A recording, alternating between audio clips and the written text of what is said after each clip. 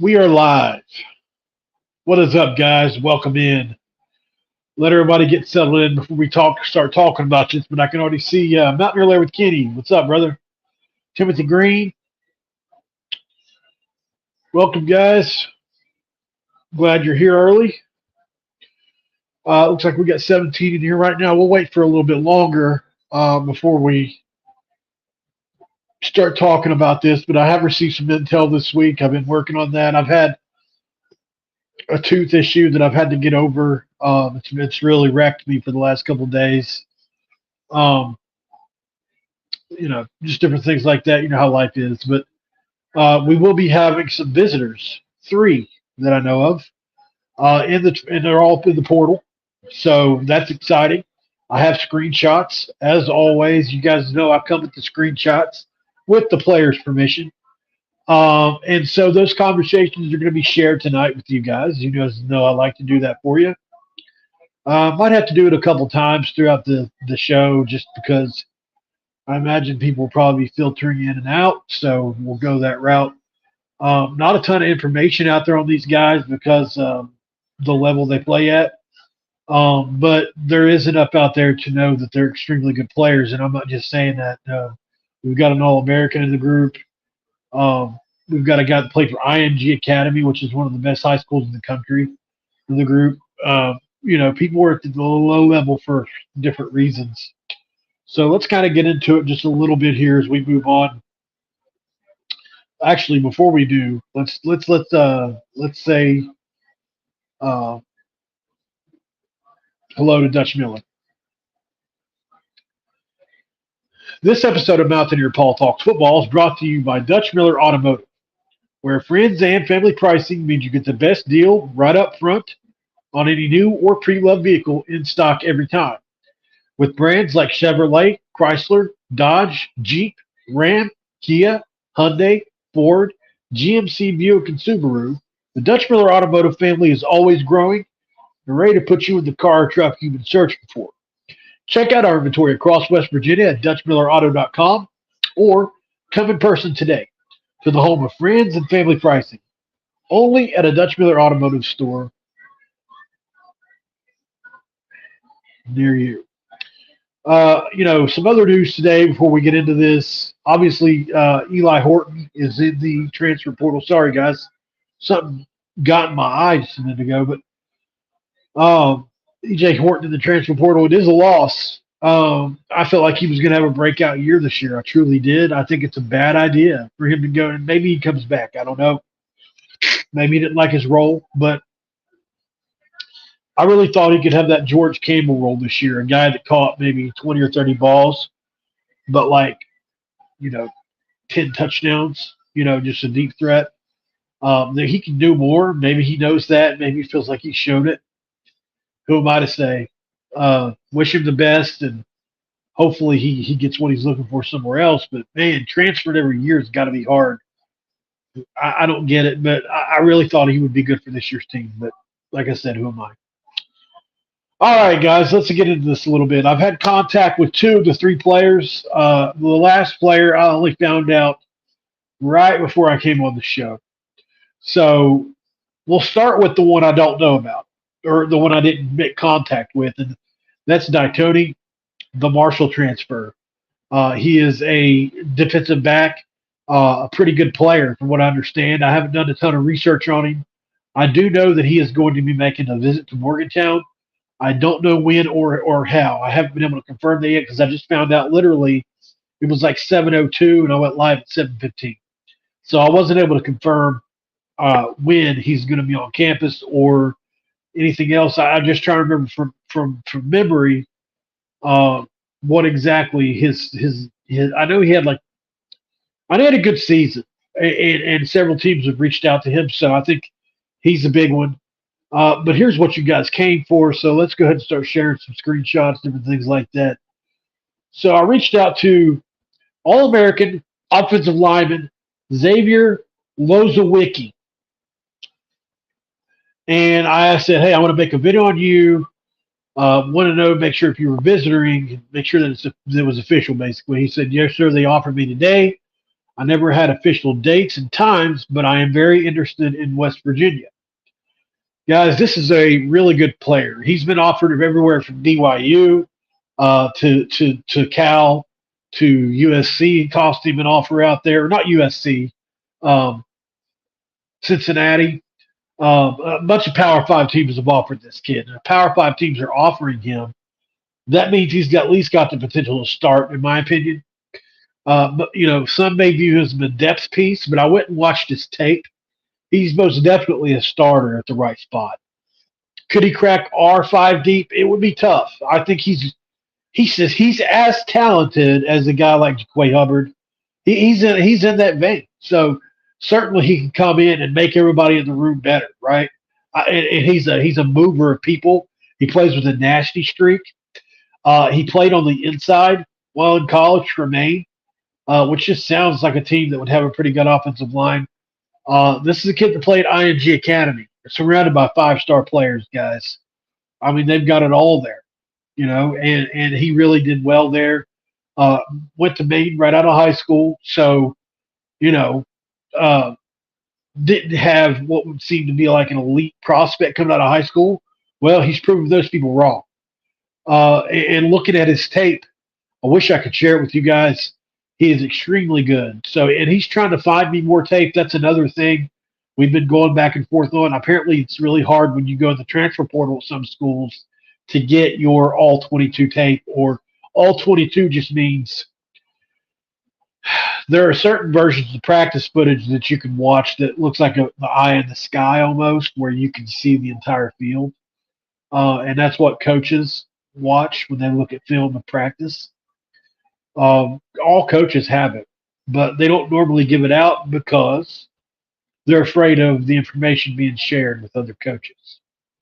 Now, with a guy like this going up to Power 5, you would think the main coaches wouldn't worry about it too much and formations and stuff being out there. But, at the end of the day, I mean, you can cut that thing up and make it a highlight. It's not like, if you tell them, you just got to talk to the player. Excuse me, guys. But so I haven't been able to get his film yet. All I've been able to watch his highlights, and they're really good. So I'll be excited to see what they look like when they come and just practice for him, so I can look at some of the deficiencies and stuff. But man, this would be a huge get for us, and a guy that could probably come in and really push some of the starters on our offensive line, guys. That includes everybody from the center over to the right tackle. I think. I don't think he's a center necessarily, but I'm just saying you might move some people around, So keep an eye on that one. I think that's one that could happen. He's really interested in WVU, mainly because our offensive line room has a reputation now. And not realizing that Zach Frazier, what he's done for this offensive line room, and hearing Neil Brown on the Barrett Sally show today, if you haven't watched that, it's a pretty good show. He had Neil Brown on for a segment. It got a lot of views. But this is a guy with several 100,000 followers on X, so he must just now be building that thing on YouTube. But he had Neil on today, and he really talked about Zach and what he did to this offensive line room and how he's instilled this work and this effort in the room now. And there's a standard in the offensive line and defensive line rooms now. So that word has gotten out, and I think the coaches used the recruiting pitch, obviously. Why wouldn't you? Especially to offensive linemen and transfer portal. And a lot of times all it takes, look with Xavier Bosley, who's, the guy I was fortunate enough to break that news when he committed to West Virginia because Xavier let me. But still, he's a guy that was very impacted by our offensive line room. So I'm proud as a West Virginia fan to talk about that room. I think it's come – listen, what Matt Moore and Neil Brown has done, just remember, guys, a couple years ago, 2021, people thought Matt Moore was the best position, coach on the team. And now nobody talks about him enough, in my opinion. He's done such a fantastic job. And it's almost like some people are scared to admit that they were wrong about the guy. I'm not. At the end of the day, he's done not just a good job, but a great job, and probably deserves to be looked at as an offensive coordinator somewhere. But at the end of the day, O-line coaches don't, because it's such a tough position to coach, and finding good ones are hard. He may not get another opportunity, at least that I know of, right away. Maybe he'll get a better O-line job or a more better paying one. But, man, I'm really impressed with him and what he's done as a O-line group, guys. You got to give it to Matt Moore. Look at some comments before we move on here. Timothy Green is a member. He said he was going to do it. I'm proud of you, buddy. Appreciate that. Appreciate that, guys. Thank you guys for all joining in here. We got 106 people in here right now. If you don't know, guys, this is an episode about transfer portal. 3 transfers that I know of. 2 to visit WVU. 1 that will be. Just got to get the dates, which was Xavier Loa Wiki. I'm guessing that's how he says it. I'll pull up the screenshot one more time. This is my conversation with Xavier. And, you know, I say that to most guys whenever I'm trying to get them to see it, because a lot of guys, you know, especially at his level, want 110 people watching, you know, something about him right now, or, you know, they love the exposure because they need it. Not in this guy's case. He's got everybody offering him. BYU, I mean, they've got multiple programs offering him. So he's stout, obviously. And then obviously there he says, they offered me today, had no official dates yet, but he's very interested in WVU, mainly because of that offensive line room. And I've had way other conversations with him than that, mostly about the inability for him to get his film because coaches are paranoid. That's nothing new. The second player we're going to talk about, not named Daitoni. I have to look up his name again, the Marshall transfer. Maybe some of you guys know in the comments. But I was told right before I come on that he was going to visit. Let me look it up really quick. My apologies, guys.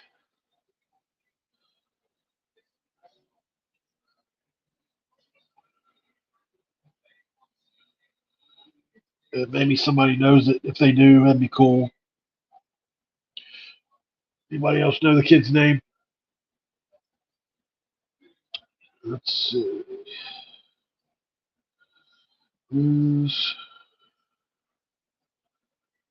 Well, I have to. Oh yeah, I got the name right here. Sorry, guys. Give me 10 seconds and I'll have it here. All right, Donon Hill. My bad. I was thinking of Martin D'Antoni, I guess. Donon Hill, defensive back from Marshall, I believe he is. It will be visiting West Virginia. Don't know when, don't know the date. Just got the confirmation from one of my sources. And you know those guys are plugged in. So that's going to be something that's happening. Now, last but not least, thank you, by the way, Timothy Ford. Thank you, Timothy Green. Sean Uphold, what's up, my dude? We need to talk. We need to talk, by the way. Let's get back into another screenshot, and this one, there's a few on this one. So this is Brandon Lane. This is a really, really talented defensive lineman at Stephen F. Austin. So he will visit Wednesday and Thursday. It's already set up, as you can see right here. And you can follow him at BLJ88. I believe that's his name, but his name is Brandon Lane out of Stephen F. Austin. Now, you might look at that and kind of put your nose down at it. No, he's a good player, guys, and he's been offered by everybody too. He's got several Power 5 offers. He's got an intense motor, very similar to, I'm trying to think of somebody to compare him to, probably Eddie V that's on the current roster. Somebody that just doesn't give up and makes up for any kind of talent gap that they have with pure effort. Not saying there's a talent gap with him, but if there were one between him and a player, he's going to outwork the guy in front of him. He comes off several stunts in the highlights that I watched. I was only able to get highlights. You guys know how I feel about highlights. As a film watcher, if you break down film like I do, watching highlights can create bad habits. If you only watch highlights, you can find things to be critical about, but normally it's hard, right? Because these are hand-selected things that they use to try to not necessarily trick, but put their best foot forward, right? You don't want anything. I've even known guys to take a touchdown off because the route wasn't nice. There's a lot of thought that goes into these highlights, right? Score a touchdown because you're a better athlete than the guy, but the route sucked. Let's not put that one in there. Some guys are that good and don't want those nasty looking routes and things like that in there. Or a guy pancakes a guy, but he let him, but he has to adjust and lets him get the edge in a pass pro situation. Now let's not put that in there. See it all the time. So I had a couple questions for Brandon, and this was his response. As soon as I can get it to come up here, it's acting awfully slow today. I'm not sure why. All right, these are a couple questions I have for him. I can't get them all on here, so I'll just read his answers. Every coach tells me I have a high motor, and my effort to the ball is amazing, and I'm aggressive when getting off the ball and getting off blocks to make plays, and that's how I feel. I have a high motor. I love making plays. I love giving 100% to the ball, and I want to be the leader that gives 100% in play in and play out. Guys, that's a lot of wanting to be the most guy that gives the best effort. Right? That's pretty much all he talked about right there. Number two, I asked him if he played any Division One teams. He said yes. We played a lot of Division One teams. We played a couple of FBS schools. Everyone feels like I played my best in the FBS game versus Troy, which I was able to watch. He definitely dominated that game. He's looking for a spot that's in need at his position, which he would play all three defensive line spots, guys, in our three down linemen. That's in need of the position he came from, make a huge impact right away, compete for the starting role, and be a leader in for his next program. As far as NIL, yeah, it's there. As long as I'm financially stable and good, I came to ball and go to the next level and do the same, lead play after, do the same, play really well and develop myself for the next level. And then he was apologizing for no comments. He's 6'3", 300-pound defensive lineman from Kansas City, who recorded 55 tackles, 3.5 sacks, and 10 TFLs, guys. So he is an explosive defensive lineman, 6'3", 300 pounds. That's big. And he really, really does. I honestly, I didn't even read that earlier. I thought he was 270-ish. But he's more like six. I thought he was like 6'1", 270. Turns out he's 6'3", 300. He moves extremely well for that size. I would say his short range of explosiveness drills are probably pretty good. He looks really, guys, we really would love to have him, especially. I think we're going to land him. I think we got a shot. He has been recruited by a lot of people. I will keep you guys up to date on him. But, especially after the kid we had go down, the freshman that everybody's been talking about. I think, this would be a great bridge for as we wait for him to recover, because a lot of people felt like he was going to be a real impact player for us this year, and unfortunately that just did not happen, which sucks. All right. Life in the fast lane. BLJ88 is amazing. Good kid inside and out. Whoever gets it is getting a jewel. Thank you, Life in the fast lane. Appreciate that. Are you a relative of him, Brandon, or do you know him? Curious if you have some insight into that. Would most definitely accept any insight that you have in him. And if it's you, Brandon, I don't blame you.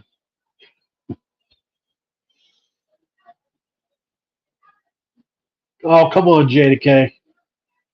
I get where you're going there, though. Video's fuzzy. Jimmy, I'm sorry, man. I don't know why it would be. Could it be your internet? Timothy Green said it's clear on his. Sometimes, guys, I just can't. There's nothing I can do about it. It looks good on mine, but it very well could be my internet as well. I mean, it's not perfect. I know that. I'm probably going to upgrade. So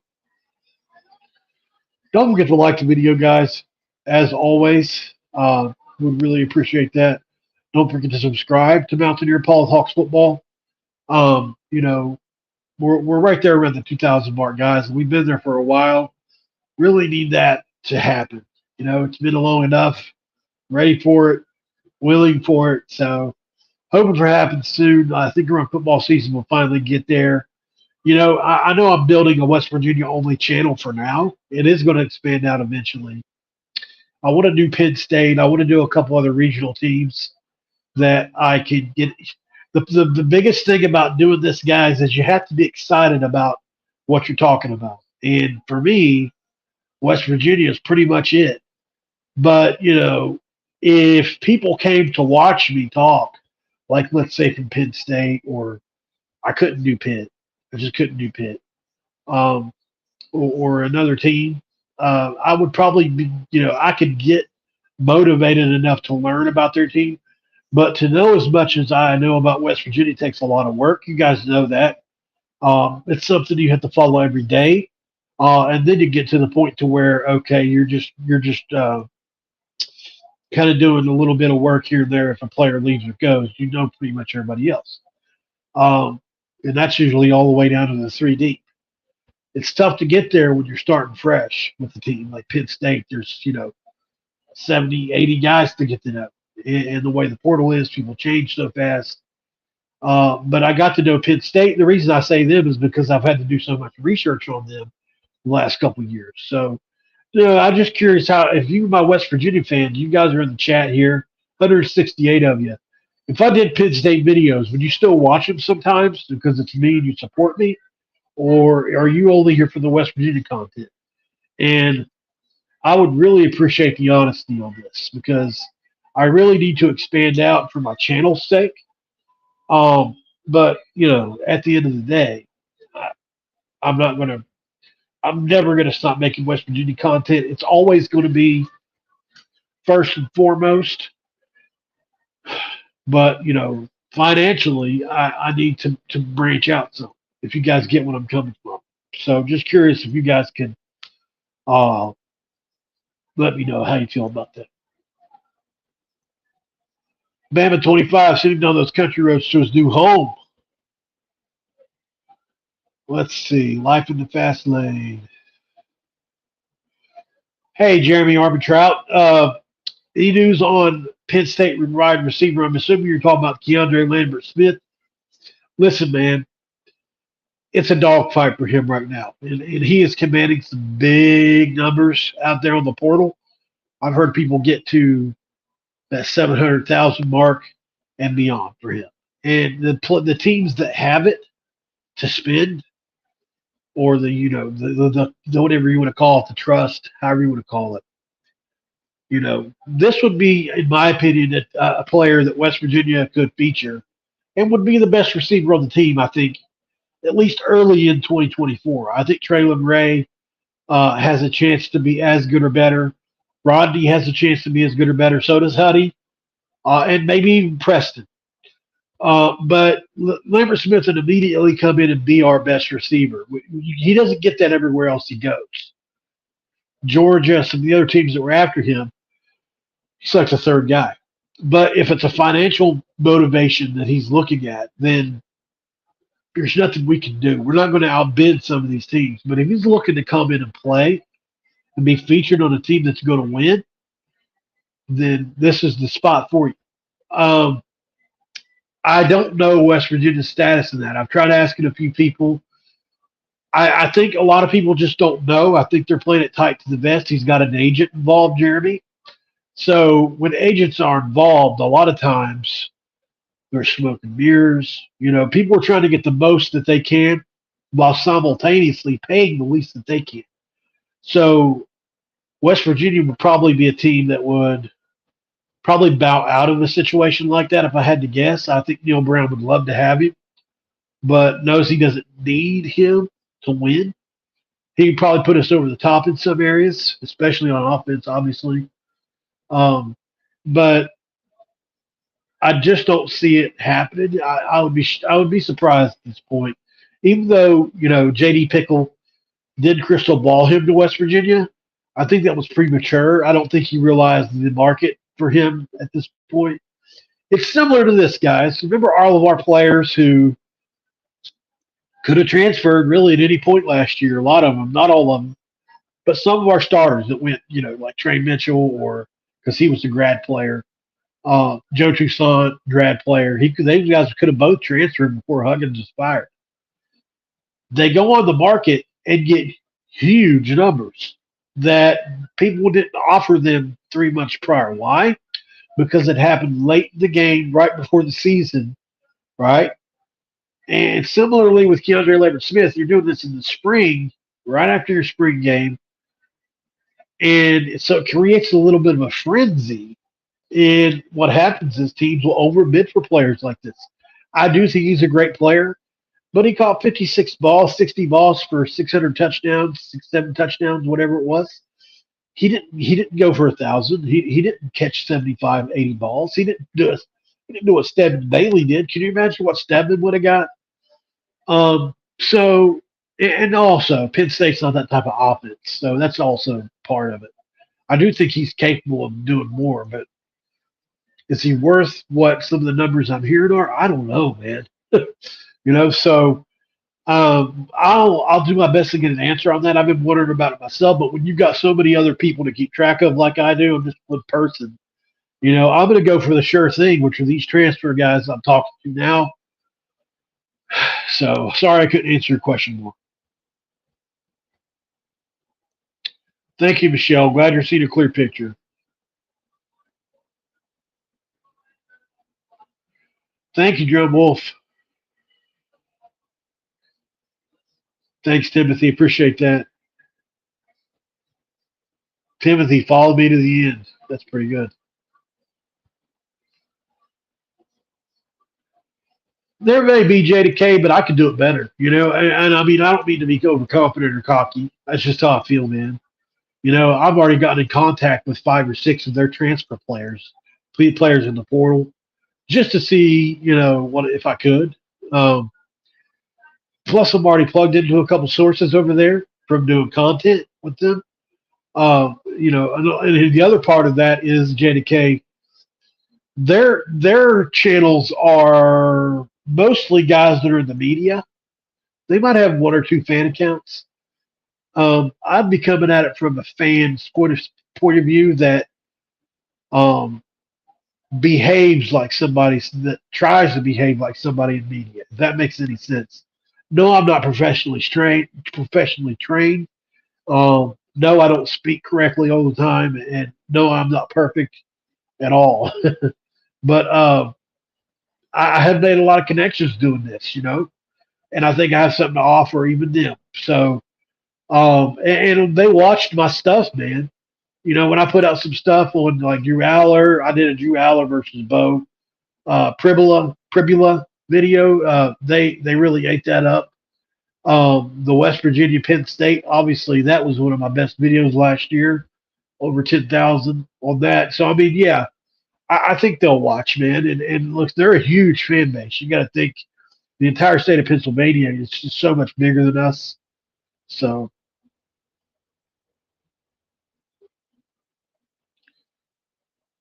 How much do I think they're going to pay Brandon? John, that's not a question I would need to answer. Even if I knew, I probably wouldn't say it. You know, I would only be guessing anyway. I mean, I do believe he's worth 6 figures, somewhere in there. You know, I don't know what the going rate on starting defensive lineman is, but I would say it's probably in that realm, right? So, I mean, you got to give the guy what he's worth, I mean, and maybe he'll get that somewhere else. I love his answer. He just wants to be stable, play ball. That's really all he cares about right now. He's young, you know. If I was young, screw the money. I want to play ball. I get that. But at the end of the day, he does want to be stable, So, I think you can make that happen for a kid. Maybe it's 70 grand, maybe it's 80 grand. I don't know. That's a lot of money for a year in college, really. But it's tough, because I mean, you're coming up from the SCS level. You don't really know how he's going to project. So, you know, but I'm sure if he ends up committing to WVU, that will mean they have done him correctly. Sorry, couldn't do a better job on that question, though, John. All right, guys. Anybody have any other questions about the three guys we talked about, which is Donon Hill from Marshall? Let's look at some stats from Donon Hill before we go. How about that? Check some of his stuff out.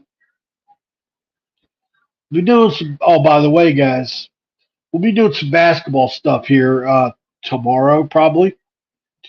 Um, they can have visitors as soon as this weekend, I'm told. Um, we'll see. There have been a lot of cryptic tweets, especially from the basketball staff. You follow Nelson Hernandez, who's hilarious, um, or Chester Frazier on X. Freaking hilarious follows, guys. You need to follow him if you're not. Chester Frazier got me all jacked up tweeting out a Felix the Cat gif the other night, which, if you know, you know. That right there was like the same day a certain player went in the portal. So obviously I was excited over that. Let's see, Donon Hill. All right. So he just got done with a visit to, looks like, on his X page. Okay, so this is the kid. He just got done visiting Cincinnati. So obviously he's a Power 5 player. I found his Twitter account. I will be messaging him. Holy shit. Look at that offer list, guys. I'm finding this out in real time. So we're going to get a kid that's got Miami, Virginia Tech, Houston, Wake Forest, Indiana. Name them. They're on there. Any upper tier, not blue blood, it's pretty much on there, right? All the way up to Utah. So this kid has got to be exceptionally talented. So from what I understand, he will be visiting West Virginia. That is huge, guys. That is huge. Wow. I probably would have led with this if I'd have known all that, to be honest. May do a separate video on that. Look for Brandon's list as well. Oh yeah, I can show it to you. Let's see. So there's a Kentucky offer. There's a Colorado State offer. There is. Sorry, guys. I'm having to scroll through a lot here. He's posted a lot today. He's getting Power 5 offers, and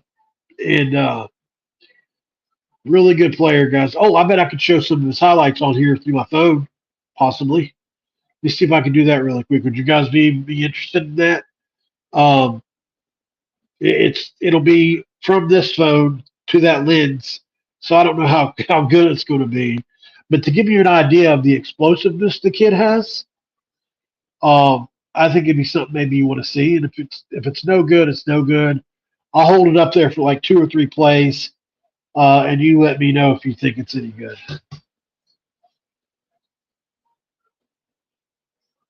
This is a 6'3", 200-pound guy.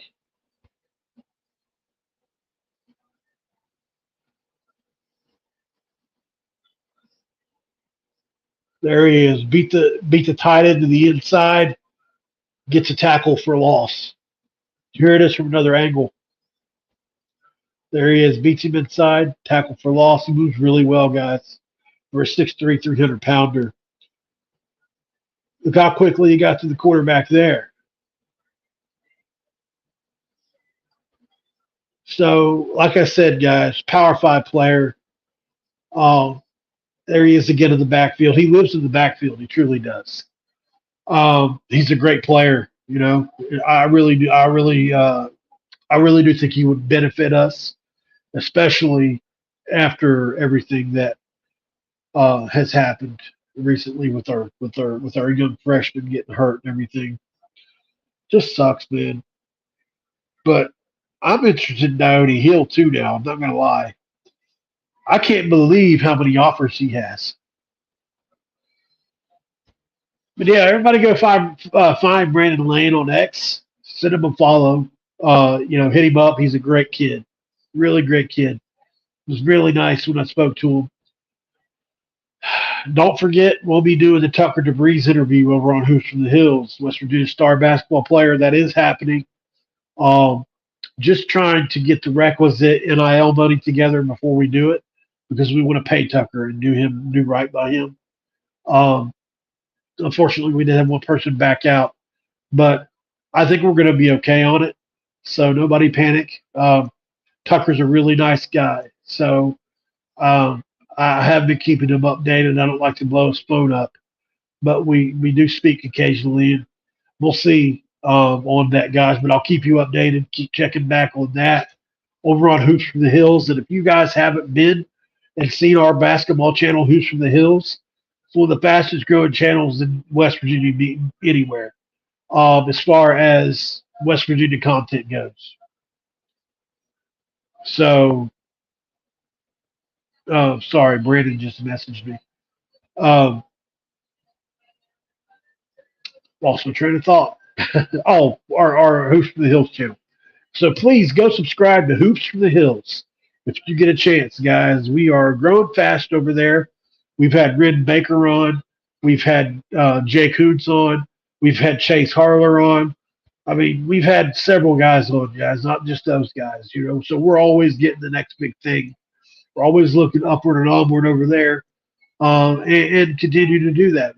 I've had people on this show too who love to flaunt that because we're proud of it. All right, guys. Hope you loved this episode. Hopefully, it was informative for you. You're looking for those players to join the West Virginia University program, especially the Donon Hill. Wow, didn't know he was that good. I'm gonna have to check that out as soon as we get off here. My obsession is calling. Hope yours is too. Hope you enjoyed this episode of Mountaineer Paul Talks Football, guys. Like and subscribe. Share the video. Hey, look, do me a favor. There's 200 of you guys in here. Click that share thing down below, or copy the link. Go share it to X for me. I swear, if like 20 of you guys would do that for me and make a lot, it would help me a lot. All right, guys, I'll quit griping. Hope you enjoyed the video. Have a great evening. We'll see you tomorrow. I'm out.